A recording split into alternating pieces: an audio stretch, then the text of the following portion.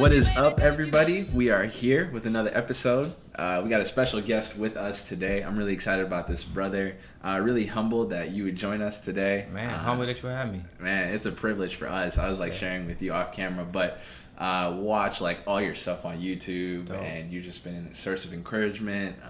You've just been somebody that has been challenging me on different fronts, and inspires me on different fronts as well. And so it's an honor for you to be here. So thank you, man. Appreciate it. Thanks for having me, man. Yeah. So for those who don't know, you're an apologist. You're a poet. Yeah. You're a speaker. You're a husband. You're a father. Yeah. Anything else I'm missing? Man, do it all, bro. Wannabe NBA star. Yeah. Hoop at the local LA Fitness every now and then. There you go. Everybody got to start somewhere. Right. Other than that, I'm just a disciple of Jesus. That's awesome. Yeah, that's awesome. Well, we have Preston Perry with us, in case you didn't know who I was talking about. Yeah, and so let's just get into it. I think the first question I want to ask is, I know for me personally, I have a lot of aspirations. There's a lot of things I want to accomplish in life. There's a lot of dreams I have. But sometimes I feel like I'm a little too ambitious. Yeah. Or I got too much that I'm aiming for, or too much I want to pursue. Yeah. And why I get encouraged seeing you is it just seems like whatever you're good at or whatever you're passionate about, you pursue. And you're not just pursuing these things, but you're doing it at a high level and you're doing it well. Yeah. And so one of the questions I just wanted to ask is, how do you do it? Is that something that you would advise people to do if they have multiple dreams, to pursue it all? Do you take it one step at a time? What does it look like to maximize some of the gifts that the Lord has given us for His glory? Yeah. I mean, I think God calls us to go and do life, and as we do life, and in any way He's gifted us in, to try to make disciples in that lane. Mm-hmm. So I try not to overexert myself, which is doing a whole bunch of things, but I try to do everything in the season that I'm doing it well, right? So I think that's what Jesus did. Yeah. Right? Jesus was a lot of things to a lot of people, and I think that one of the reasons why in His humanity He didn't overexert Himself is because as He went and did life, He just used His giftings. Well, I don't think He called him, He was God. I think so so when I do poetry in the season when I'm doing poetry, I just try to do it to the best of my abilities. When I'm out in the streets giving the gospel, doing Bold TV, I try to do it to the best of my ability. When I speak, I try to do it to the best of my ability. When I'm doing my podcast with my wife, I try to do it to the best of my ability. I mean, so as I go, I just try to make disciples like Jesus. As He went, He just tried to make disciples with however He could. But sometimes it gets hard. I mean, I can't front like it doesn't. Sometimes you can overexert yourself and you feel like you're doing too much. Even if you're doing it well, it still can be a burden on you. So I try to, take my time and say no to certain things. But me and my wife, we always try to keep things in perspective. I think some years back, we saw God showing us that we have 3 ministries, which is our home first, our local community second, and then, our public ministry third. So we try to keep things in perspective. And as long as everything's in priority, I know I'm not doing too much. That's when I know I'm truly doing it well. When those priorities are in perspective. Wow. You know what I'm saying? So, that's awesome. Yeah. Like just off of that, how do you fight to keep those priorities a priority? Because from our end, we see the third priority. Yes. And you guys it just seems like you guys are busy. There's tours, speaking engagements, podcasts. How do you fight to keep your home the first ministry and even your local church the second priority? That's a good question. Local community. I think it's such a blessing that when God saves us, He doesn't save us in isolation. Right? He doesn't tell us to be an island. He saves us when in the confines of a community. With people who can look outside of your life and say, you know what, I see some error here.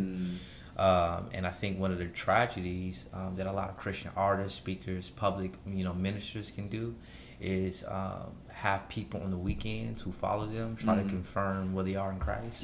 When the Bible never tells us to do that. Right? It's the reason why God calls us to a local community. People who can say, you know what, I think you're doing a little bit too much. I think that your children might be suffering a little much, or I think that you guys not dating enough in your marriage. I think you need to slow down, and I think that you need to serve your local community. So, I mean, that's one of the things I do. I'm actually a little more passionate about. Actually, my YouTube channel was birthed out of me leading an evangelism group in my local community in Chicago, Legacy Church. So my wife was like, "Yo, like we moved to Atlanta, you need to just have a camera follow you." But all while I was a public poet, that's why I was a private evangelist. It never stopped, and I did more of that. I did that Monday through Friday. I did poetry on the weekends. So that's kind of how the YouTube channel was. That's like encouraging, because it didn't seem like you were pursuing a platform, or you were pursuing like, okay, how do I take this to the next level? You were taking what you were already doing faithfully behind closed doors and just putting a camera in front of it. That's all. That's the blessing of having a good wife. Because I tell people all the time. I think I said it on the podcast not so long ago. If it wasn't for Jackie, Bold TV never would have got started. Because 2 years she kept saying, "You need a camera to follow you." Because my wife, she's publicly known, but she would never talk to Jehovah's Witness. Never.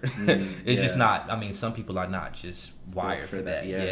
But she was just like, "Yo, you need to do it." So I finally took her advice and just did it. Okay, might as well just have a camera follow me and start like a YouTube channel. Thank you, Jackie. We appreciate it. That's all Jackie. Props to her. Yeah, for sure. Going into that, so my youth group, we have discussions a couple times a month. And when we first started it, I'm thinking the kind of questions we're going to get is it okay for me to go to prom? Is smoking weed a sin? Like these like things that we wrestled through when we were in their age. But as we started diving into some of the questions that they had for us, it was like, how do you defend your faith? What do you say to an atheist? One kid is like, "Yo, there's this person in my class who's like in the process of going from being a guy to a girl.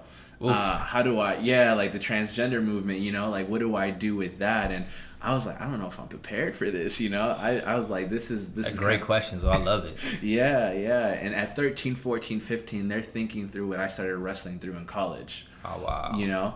And so that's where Bold TV came in clutch for me. Is something that I was like, all right, let me show a couple clips. So what I actually did a couple of Sundays is, instead of teaching the word, we just put you up on the screen. That's dope. We watched a couple episodes, and then we had a discussion afterwards. That's dope. So my question is, what I know the behind the scenes is you were already doing it without a camera faithfully, but what gave you the burden to actually have the camera on you and share this with the rest of the world? That's a good question. I mean, so when I first became a Christian, kind of like them, the people at your church, the young people at your church, I became a Christian, and I was encountered by a Jehovah's Witness who knew the whole Bible, and we had a conversation at this 2-year vocational college that I was going to, and he asked a whole bunch of questions that I couldn't answer, and I've always been the type of person who I don't want to use the word bold by nature. I just never been afraid of confrontation, but I've always loved the challenge. And so what I did was it lit a fire under me. I was like, okay, I couldn't really defend a lot of the things that he said, and I don't even know how it's wrong. I just know it's wrong. So I'm gonna go study, and we actually built a relationship like a year and a half, and then by the end of the year, the first year, I was asking him questions he couldn't answer, and I think that God used him to spark just like this fire in me to defend the faith. And so fast forward as years went on, and I became more seasoned in God and Christ. I just always engaged with other religions after that. I would see a Jehovah's Witness and I wouldn't avoid them. They would come to my door and I wouldn't avoid them. I would, in Chicago, my hometown, I used to go to open mics. I used to go to the Hebrew Israelites open mics. And I would do my poem, Jesus is God, on purpose. Oh my goodness. Just to have conversations with them afterwards. Talk about bold. That's so crazy. We used to do that like literally. I went to this open mic, quick side story. I went to this open mic in Chicago. It's like Muslims / Hebrew Israelites. And in some weird way, they kind of coexist in harmony. That's like one of the only places where I see like Hebrew Israelites and Muslims kind of like, and I think poetry, spoken word, kind of brought them together. Wow. And I came in and I did this poem called Jesus is God, and it goes, Jesus is God, and I dare you tell me otherwise. And then I was discipling this dude from the hood named Darnell. He's like 450 pounds. Wow. He's like a big dude. Wow. He used to be like a bodyguard for like some of the Chicago rappers in Chicago. Oh, wow. Yeah. Wow. So I took him, and he freshly saved, freshly off the street, still rough around the edges. So it's a line where I say, the Allah you serve is short for all eyes. If all eyes is on Christ, we see is no comparing it to. Bars. That's crazy. Yeah.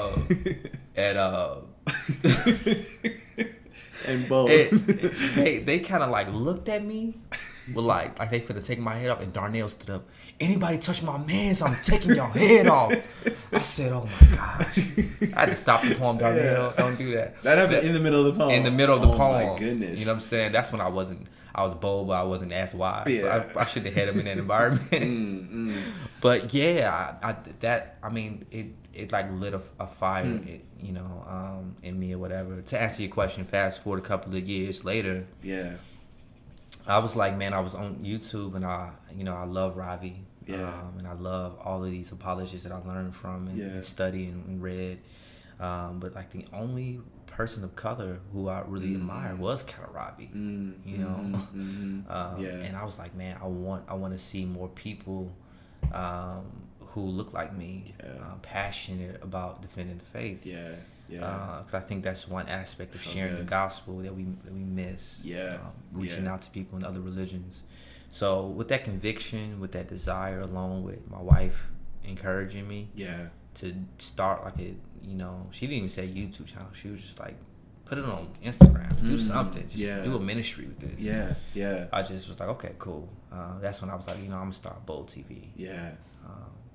So that's dope. Yeah, I know representation is extremely important. It is. It's really important. It's not really about. It's not merely a black and white issue. It's not. No. But representation is very important because if people never see it, other people in their particular context doing it, they don't know it's possible. Yeah. So I get emails and DMs all the time like, yo, it blessed me so much, like seeing black dudes taking pictures with Mormons, like, yo, Preston Perry, thank you for inspiring me. I just had this conversation with these two Mormons. Wow. That blessed me. Yeah. You know, so. That's awesome. Yeah. No, it's a big deal. I know, like, for me, when I went to a private college, and it was, predominantly white, and when I would go to chapel, I didn't see many people like me. I mean, colored people, one, but Ethiopians, zero. And I graduated college. A few years later, they asked me to come back and speak at the chapel. Yeah. And I was terrified. I couldn't sleep the night before. Wow. I couldn't eat. I had to do some investigating. Like, why do I feel it? And partly it's because I felt like I wasn't good enough.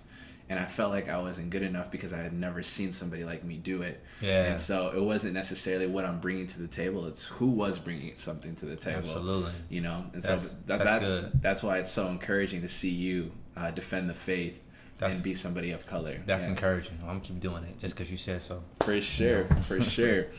Why do you think it's important to defend our faith? Why do you think it's important to be bold about our faith? Yeah. I think it's important, man, because I think it's important not to just know the gospel of Jesus Christ. I think it's equally important to know how to defend the gospel of Jesus Christ. Because 1 Peter 3:15 tells us, it says, in your hearts are hearts, honor Christ the Lord is holy. And it goes on to say, always being prepared to have a defense for anyone who asks you for the reason for the hope that is in you. And I think the key word in that scripture is for the hope that is in you. Yeah. Right? So I think God in his wisdom knew that being in this fallen and sinful world, that we're going to be skeptics, that we're going to be people who are going to challenge us. Yeah. But not just for the sake of our faith, not being shaken, right? Because somebody can. I've met so many people who was really firm and rooted in the faith, and then somebody came and asked them 3 questions and completely destroyed their whole foundation. Wow. Right? So I think knowing why we believe what we believe is important for our faith, but also it's important to know how to reach somebody who is a skeptic. Yeah. Because it's another thing, reaching somebody on the streets who's just cool on God. Right. Like that gang member or that dude on the corner. But it's another thing to reach somebody who have a whole different framework about who God is, about the person of God. It's like, how do we reach this Jehovah's Witness who believe that Jesus is Michael the Archangel? Yeah. How do we reach this Mormon who believe that Jesus and Lucifer are spiritual brothers? Yeah. Right? How do we reach this Muslim who believe that, you know, Jesus is merely a prophet? Yeah. You know, how do we reach this Buddhist who believe that we are just energy? Yeah. Like, how do we really, you know, reach these people? Yeah. And how do we not allow what they believe to shake and to destroy our foundation? Yeah. And I think if we don't know how to defend it, I think not only does it prevent us from being an effective witness to them, but I think it affects us. It could affect us in our faith and so I think for those two reasons, I think it's important to know how to defend the faith. Yeah, as you're just speaking, I'm thinking of people that have told me I don't feel like I can defend my faith right now. Yeah. Because I don't know the word as much as I ought to, or I don't know enough. What would you say to somebody like that? For somebody that's like, you know, I want to, I have a desire to, but I just would you say, hey, just go study, put this on pause, and then once you're all caught up, come and defend the faith? Or you know what I mean? I would say two things. I would say the first thing I would say is I do think that everybody should study. Everybody should know. I mean, God is so big. Yeah. Right? No apologist, no smart man. Not even Ravi Zacharias can know the depth of God. Yeah. You know, right? Yeah. So I do think we should study, but I also think that it's not about how much you know. Yeah. It's about what you do with what you do know. Ooh, that's good, man. Right? Yeah. And I think a lot of times when we think about apologetics, we think we have to know a whole lot. Yeah. And I think that we try to become masters of so many, you know, and we forget about just how do we perfect what we do know. Yeah. Right? Yeah. So I think that if we focus on who the person of Christ is, how do we obtain salvation? And what is the gospel? And we study those three things.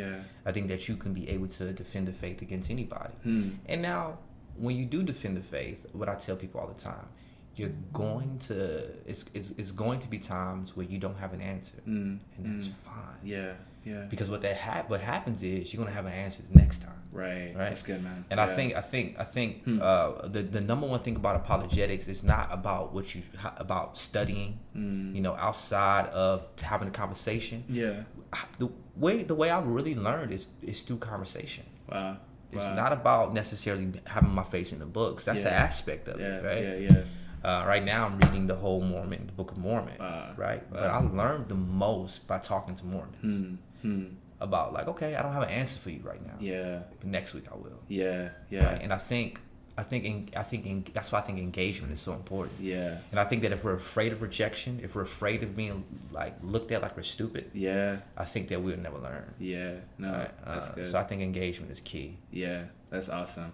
There's two parts that I kind of want to get into. The first part about studying, in order to, and the conversation aspect, and then the studying aspect. I know a lot of the times in churches, at least my background, my experiences, the studying is reserved for the pastor.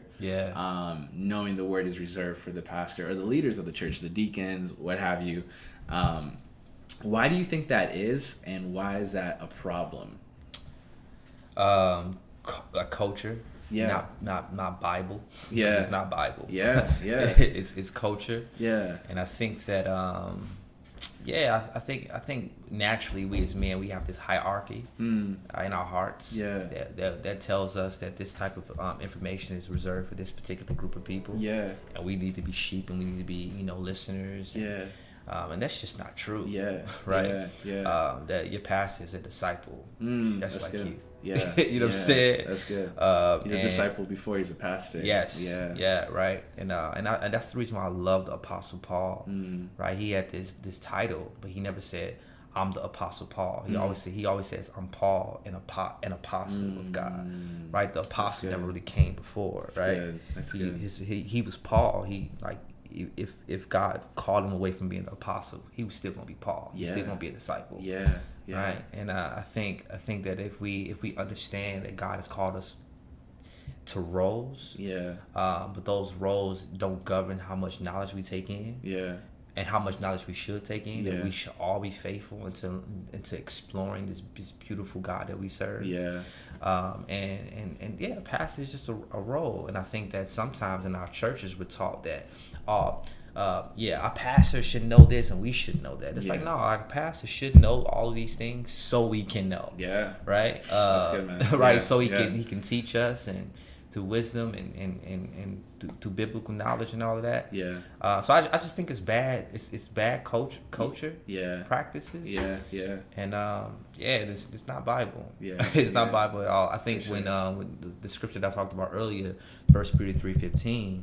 When it says always be prepared to make a defense to anyone who asks you for the reason for the hope. It wasn't just talking about pastors. Mm-hmm. He was talking to Christians. Yeah. He was talking to all Christians. Yeah. So that's a command for all of us. Yeah. You know what I'm saying? So yeah. That's awesome. And then the second aspect, the conversational aspect. I know a lot of the misconceptions that I had growing up was, don't have conversations, don't have relationships with. It's just share your faith, and if they deny it, keep it moving. Yeah. It's the light doesn't mix with the dark. All that stuff we grew up on. Evil communication, disrupt good manner, and all that. Yeah, absolutely. So, why do you think communication and relationship is important when defending our faith? That's a really good question. I think my grandmother used to always say something that always stuck with me. She used to always say, people don't care what you know until they know that you care. Yeah, yeah. And it's so true. I think a lot of times, and especially in apologetics, it can become very knowledge heavy, and it can become let me prove you wrong. Yeah. Let me prove you wrong. Yeah, right. Yeah. And I think that when you come to somebody, and that's the reason why when I do my Bold TV episodes, where I don't show, because I just don't have the time to show it in the video, is me talking to them 25 minutes about life. Wow. Building some type of relationship or rapport. Yeah. And I also have relationships with a lot of people that I talk to on my YouTube channel outside of that, right? We continue a conversation. Because I think a lot of times when we talk to people, they can become projects and not people that we're truly trying to reach. And I think if somebody know that you actually care about them, that you recognize that they're also made in the imago Dei, the image of God, I think they'd be more willing to talk to you. And what I try to do is I try to let people feel like they're talking to Preston and not just this Christian who's just asking them questions. Yeah. So I think it's impossible for us to effectively share the gospel with somebody, because it's just, if you don't get to know somebody, it's just merely a knowledge thing. Right. And Jesus didn't deal with people like that. It was a very personal thing. Right. He made himself he made himself known, right? And he also let them know, like, I want to know you personally, intimately. And because of that, I think a lot of people was willing to hear Jesus. And I think, unfortunately, a lot of people are not willing to hear Christians because it's just merely just the book. Right? I've seen a lot of apologists when they're talking to people, little things that people might throw in. It's like, okay, you're giving them truth, but you just ignored that they were raped. Right. You just ignored that, that they're hurt. Yeah. This atheist, you're telling him what he needs to know about the script. Yeah. Right. But you ignore beneath this, he's angry with God. Yeah. Why are you not exploring that? Yeah. And I think building that type of relationship is key when you're doing apologetics. Yeah. Because apologetics is not just about defending, but it's also about refuting. But it's also about pleading. Right? And you can't plead with somebody if you don't know where they're coming from. Wow, that's good. So that's so good. Yeah. Man, even thinking about Jesus, he didn't share who he was to his disciples, and that he invited them into his life. Yeah. And for 3 years. And he didn't just share the good news. He ate with them. He walked with them. He laughed. And they were jacked up. Yeah. It was like, what do you say to Jesus? People forget that before Jesus, called the disciples to himself, they were some jacked up people. Tax collectors and Peter was crazy. Yeah, delusional. Right, he was delusional. Paul persecuted Christians. Yeah. Right. So yeah. When people say that, it's just like, no, you really have to look at the life of Jesus. For sure. He completely debunks that logic. Yeah. That's good, man. That's good. So why do you think people stray away from sharing their faith? Because I think people feel like they have to know everything. Gotcha. Yeah. Right? Yeah. And don't really understand that the people that you talk to is the real teachers. Yeah. Right? Yeah. Like you don't really have to know everything. I think that you just have to be good. Yeah. And be firm in what you know. Yeah. Right? Yeah. It's not about the amount of knowledge. Yeah. It's about what you do with the knowledge that you have and how faithful you are with it. Yeah. And if you're passionate about it, you know, you keep exploring, and God will continue to reveal more things to one particular thing. It doesn't need to be a whole lot of things. Yeah. And then as time grows, you just learn more and more. But I think a lot of times people feel like I'm not prepared. Yeah. I don't know enough. Yeah. Or a lot of times people feel like I'm gonna look stupid or whatever. And it's okay. Yeah. Yeah. It's okay. Yeah. I feel like if you truly love people and you truly want to see people know and come to know the Lord Jesus Christ, I think you will realize that you sharing the gospel with them is worth your embarrassment. Yeah, that's right? good. It's good. Worth it. Yeah. And I think that we just have to get past what we don't know. Yeah. And be faithful with what we do know. Yeah. Yeah. And allow the people that we talk to teach us. Right? I learned so much with talking to people, and I didn't have an answer to. Yeah. I learned so much. Yeah. Right? Do you think along those lines, it's kind of rooted in pride that we're not really inviting people to know God, but really show people what we do know? Absolutely. You know what I mean? Absolutely. And I think that's why every apologist has to have a heart check consistently. Yeah. Consistently. Jesus was the greatest apologist. Yeah. Right? Yeah. Jesus. The reason why is because Jesus knew everything.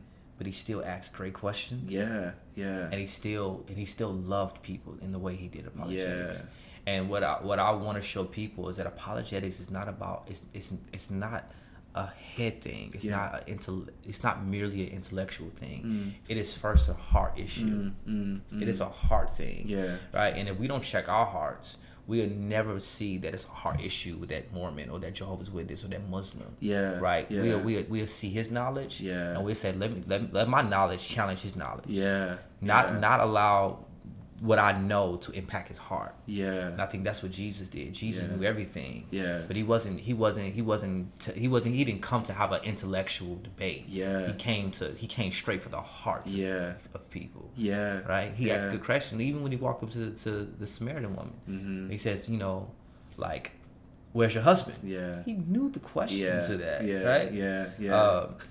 It's like he knew. It's like you got 5. You know what I'm saying? Yeah. But he wanted to reveal her heart. Yeah. It's good, man. You know what I'm saying? And I think that's what true apologetics does. That's good. They ask good questions, not to prove somebody wrong, but to reveal someone's heart. And like, you know what? I don't know God. Yeah. And that's what I want to do. I don't want to just prove people wrong for the sake of proving. I want people to walk away like, yo, like he asking questions that I have to explore.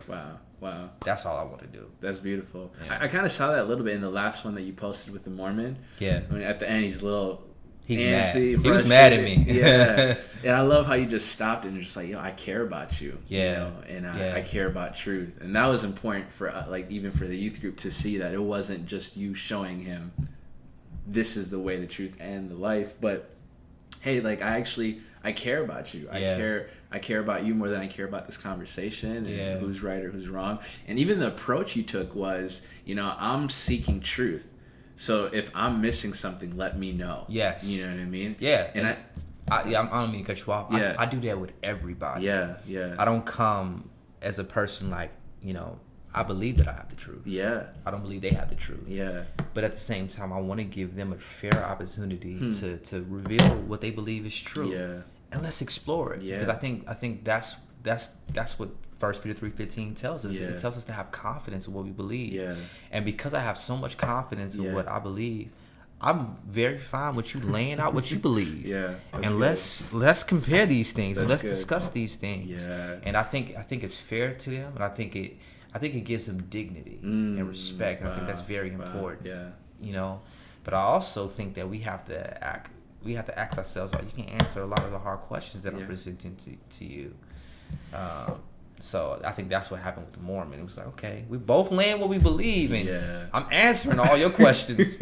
You ain't answering none of my questions. And I think that's why he was a little frustrated. But I like that dude. We actually still text. That's awesome. And talk. So that's awesome. Yeah. Just one more in regards to that. Do you feel like maybe we don't defend the faith or share the faith because we're insecure about not just what we don't know, but even what we do know? What do you mean? So for us to defend our faith, it opens us up to have people oppose what we believe. And so if we haven't wrestled with what we know to be true already, and if we don't have a deep understanding of the very thing we're trying to invite them into, it would be discouraging to ask them to believe what we believe. And we don't all the way believe it yet ourselves. Yeah, or we're shaky about. Yeah, exactly. So do you think that has a part to play a little bit, and even why we don't share our faith is it's not just what we don't know; it's the things that we do know we're wrestling with and figuring out for ourselves. Definitely. I think that I think in the past I've struggled with that. I've struggled with I don't know this. I know this to be true.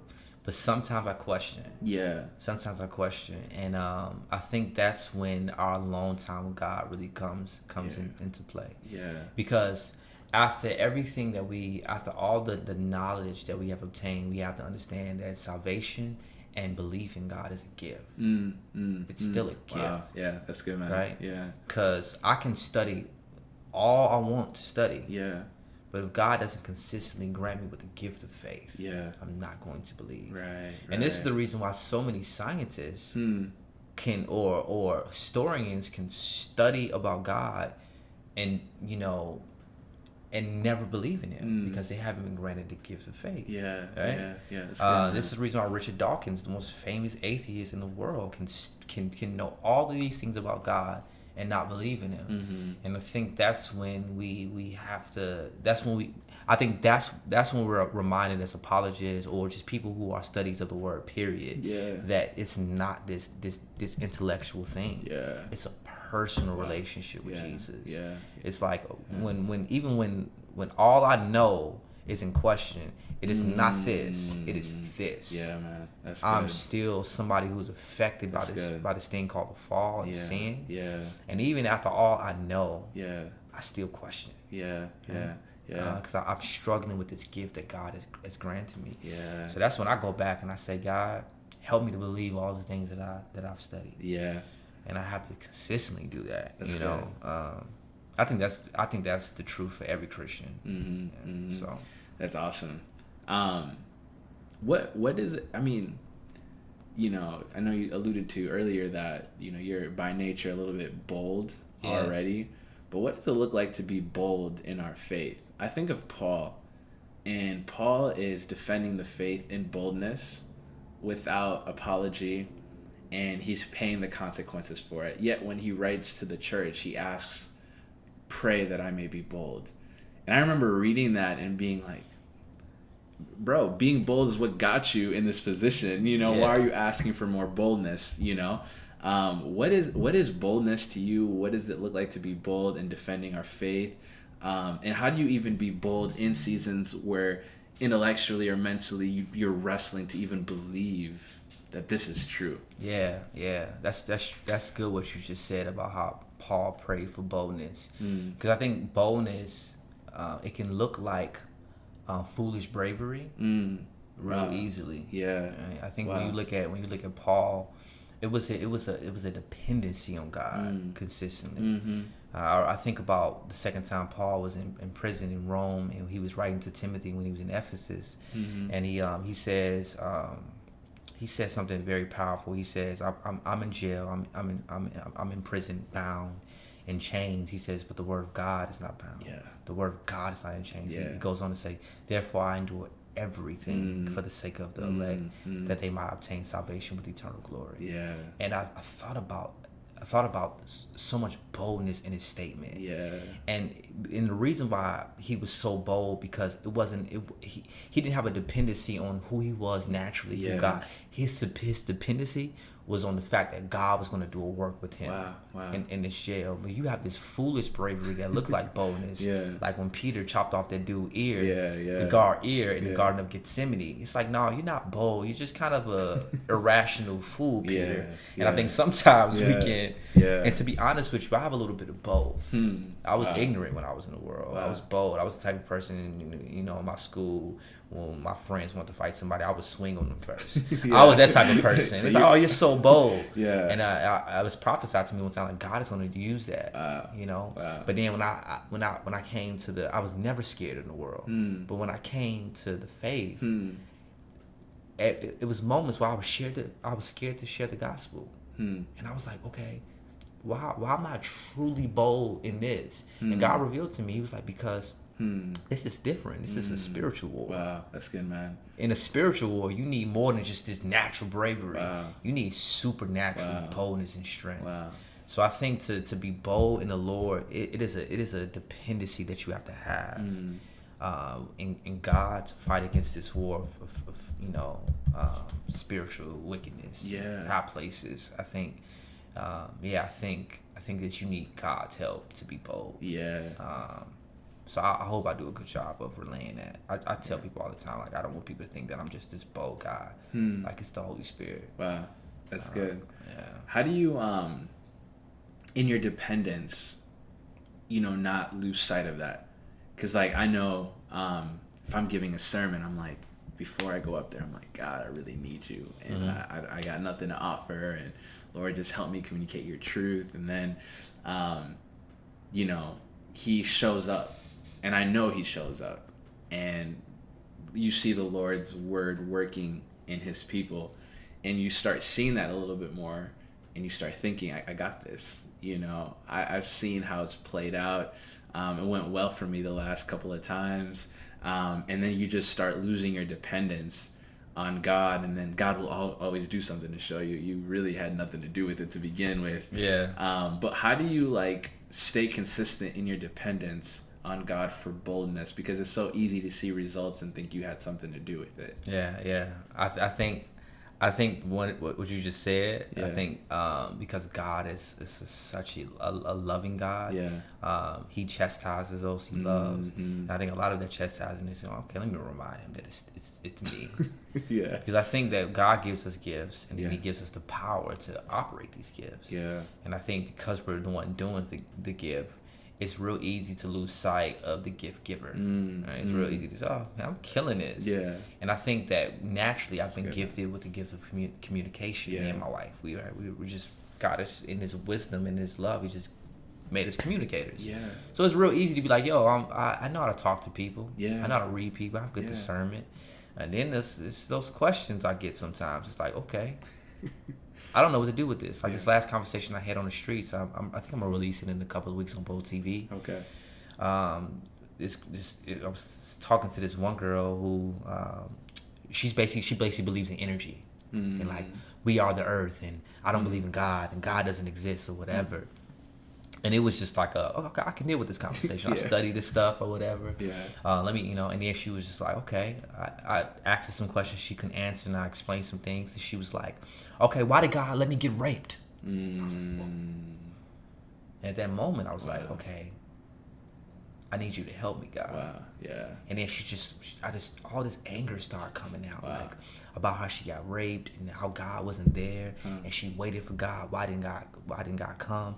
Then she started asking me, was God sovereign in what happened to me? Was he all knowing? Yada yada yada. And I know the answers to this, but I'm dealing with a person who's asking me personal questions, and only God knows how to deal with somebody's heart like that. So I'm like, okay, God, help me.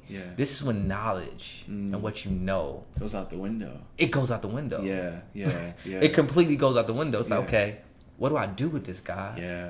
So I have to explain to her that God, because he's all-knowing, there's no evil in this world that is purposeless. He has a purpose for everything. And I had to explain that to her. And after I explained it to her, I was like, God, you helped me. Like, that wasn't me. That wasn't Preston. You helped me. Thank you, God. You know what I'm saying? And I think God just he does that a lot. He does that a whole lot. So yeah, God has a funny way of showing us that it's Him and not us. That's so good. Yeah. One more question. What would be your encouragement to those watching this and don't share their faith? Yeah. Don't make disciples. Are struggling to be bold about even showing people that they are followers of Jesus, let alone defending Jesus. What would your advice be to those individuals, and how would you tell them that this is what God has called us to, and this is what's best for us, and this is God's will for us ultimately, and it's for His glory and for our good? Yeah. I will warn them of a in a very loving way of a very hard truth that Jesus says when he says that if we're ashamed of Him before men, He will be ashamed of us before His Father in heaven. Yeah. And I think that God takes it personal when He created us, and we're ashamed of Him in any type of way, right? But sometimes it might not be shame; it might just be fear. And what I would share with them is that that in some way, shape, or form, you've probably depended on yourself, and not dependent on the God who created you. Yeah. Like if you truly belong to God, if you truly belong to Christ, we have to know that God, when He saved us, He just didn't save us and gave us the ability to not sin, but He also gave us the ability to represent Him and the giftings that He has given us. That's good, man. And that He will give us the strength. Yeah. That He will give us the power. That He will give us the endurance. That He will give us the patience. Yeah. That He will give us the knowledge. He will give us the wisdom, right? Yeah. To engage with other people. Yeah. We have to depend on Him. Yeah. And I think that I think a lot of times when it comes to sharing our faith, the Christian who doesn't share their faith, they don't do so because they're so focused on self, right? It's so and they rarely look up. Yeah. Right? Wow. Yeah. If you like, the gospel is not about looking in the mirror. It's good, man. The gospel is like looking towards the hills which come with your help. And I think that if we don't look to God, we'll never know the beautiful possibilities that what He can do with us and do with us and through us in our lives. Yeah. I think God is calling us to not look to ourselves, and the gospel is about the gospel of Jesus Christ. That's good, man. And we have to look to Christ. Yeah. And we have to lean on Him. We have to trust Him. Yeah. So that's good stuff. Yeah. That's good. Yeah, man. Well, this was amazing. Thank you so much. Thanks. Good questions, man. Yeah, great answers. Yeah, man. I'm sorry. I just want to encourage you, man. You're a young leader. Just encourage you guys. I appreciate the work you guys are doing out in Minnesota, man. Stay encouraged. Yeah. Fight the good fight of faith, man. And keep doing y'all thing. Thank you. I appreciate that. Keep us in your prayers. Yeah, man. Definitely. Yeah, for sure. Well, I hope to have you another time on here. Yeah, man. We'll make something work sometime. But thank you for your time, and excited to see another video on Bold TV. They coming soon. Yeah. We're waiting. We're itching. We're like, when's the next one coming? So thanks, man. But yeah, so and for our listeners, hope you enjoyed the conversation. Hope you learned a thing or two. Please don't hesitate. If you have any questions, reach out to me. We'll love to walk this thing out with you. You're not alone. And so I wasn't asking questions for y'all. I was really asking questions for me. We're all in this together. We're all fighting to make Jesus famous and to follow Him in the way He's called us to follow Him. And so, be encouraged that God is with us and He will help us. He never calls us to anything He hasn't empowered us to. And so be encouraged. So until next time, family, peace and love.